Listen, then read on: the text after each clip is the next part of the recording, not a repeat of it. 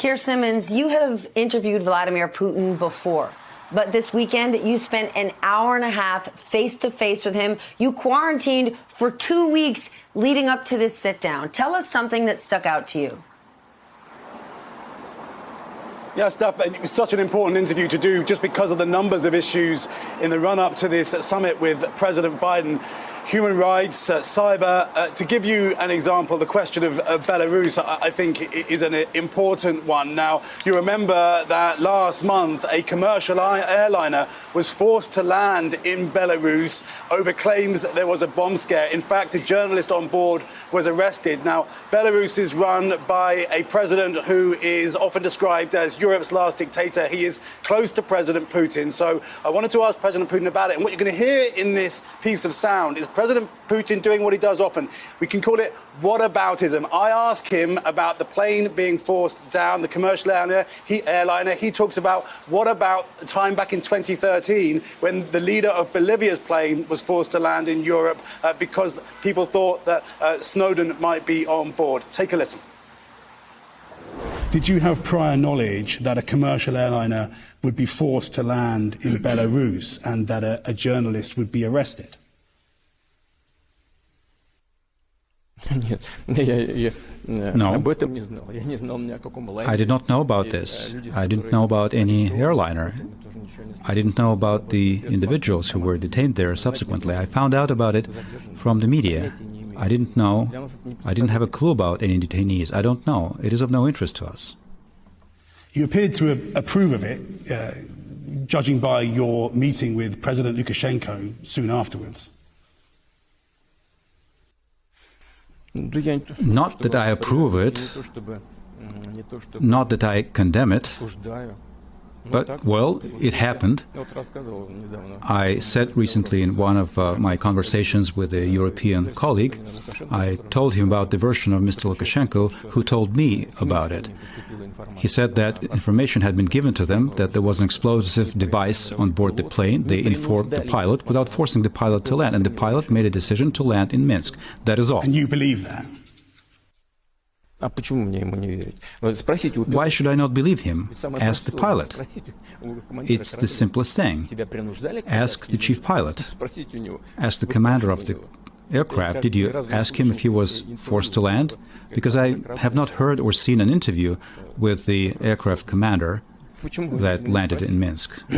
Why not ask him? Why not ask him if he was forced to land?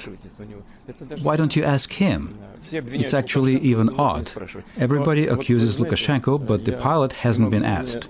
You know, I cannot but recall another similar situation where the plane of the president of Bolivia was forced to land in Vienna at the orders of the U.S. administration. Air Force One, presidential plane, was forced to land. The president was led out of the aircraft. They searched the plane, and you don't even recall that. Do you think it was normal? So that was good, but what Lukashenko did was bad? Look, let us speak the same language, and let us use the same concepts.